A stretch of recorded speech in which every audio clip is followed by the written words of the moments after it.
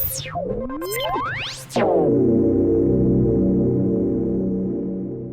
then, hello, good evening, and welcome. My name is Paul. I'm also called Knick-Knack. I am the brains, so help me God, behind the daily teaser, and you'll be able to find those buried under that little white eye up in the corner there. You can see more of my content there.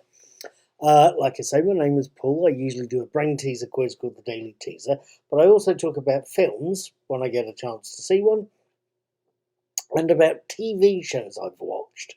I've just finished watching Star Trek Discovery's third season, and again, you can see that in the eye here somewhere, and probably on some of the end screens as well. But I've just started last night to watch season 2 of The Mandalorian, and I'm rather impressed so far.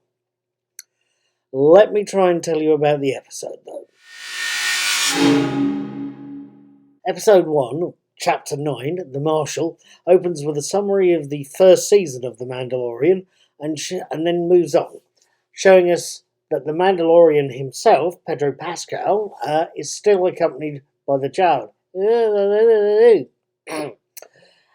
He's searching for other Mandalorians, one who know how to help him find the child's mythical people, the sorcerers known as the Jedi. And to that end, he has to meet a gangster called Gor Koresh, voiced by John Leguizamo. I don't know how that's pronounced, but it's spelt out in the written version of the blog. He has to meet the gangster Gor Koresh, who has information for him that there's a Mandalorian, or at least someone in Mandalorian armor, on the desert planet of Tatooine. The person wearing that armor is called Cobb Vanth, played by Timothy Oliphant, formerly of Deadwood, and he's the marshal of a little-known town called Mos Pelgos.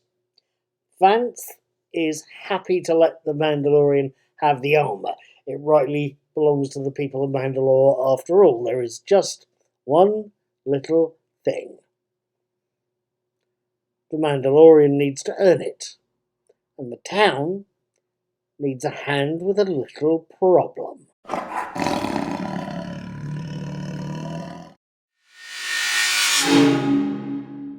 Now, is it good to see the new series of The Mandalorian after what for me is quite a gap? After all, the second series started airing at the end of October 2020.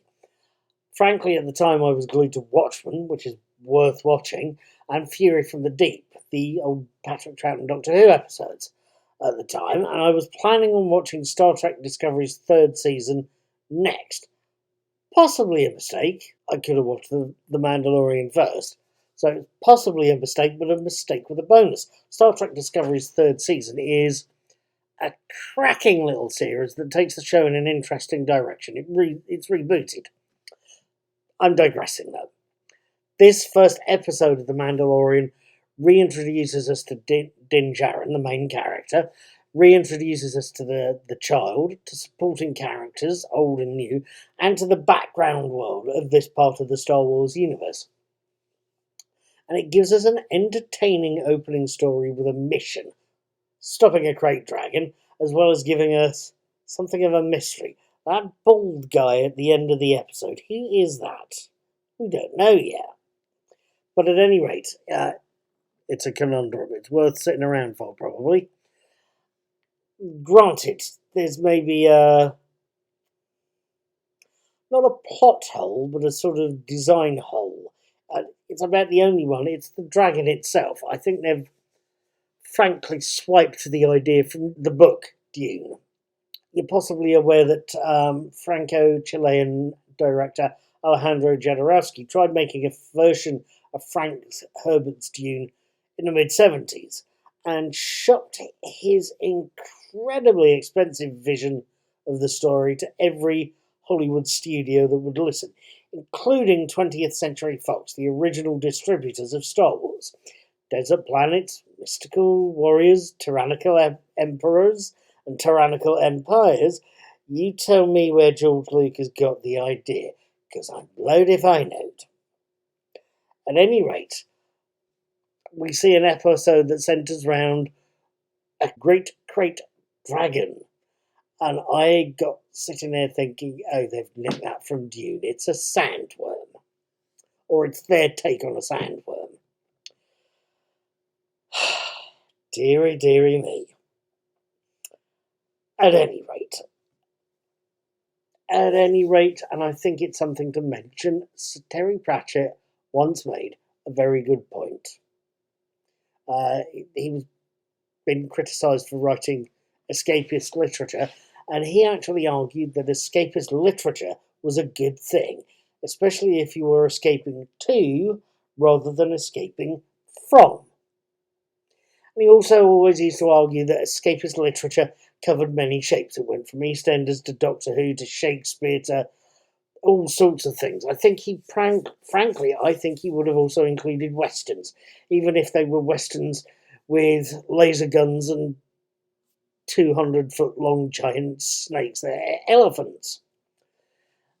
Good escapist literature, and I'm including TV shows and films here. I agree with him. I agree with Sir Terry. It was escapist literature gives your mind a chance to escape and to visit old friends and familiar places, even if those faces and places are entirely fictional. It gives you a chance to take your mind somewhere else for a while and take your mind off things and be entertained. We love stories. We love escaping. What we seem to have in this opening episode of The Mandalorian, what we have in The Marshal, is very good escapism, and to me, something that seemed to be a very good opening start or opening episode to Series 2. Frankly, I'm going to be back on next Saturday, which will be the 13th or thereabouts. It will be next Saturday, 13th of February 2021, because I'm going to watch episode 2. I hope you'd care to join me. I'll see you then. I'll have the video out not long after. Have a good day, stay safe, and don't fall over.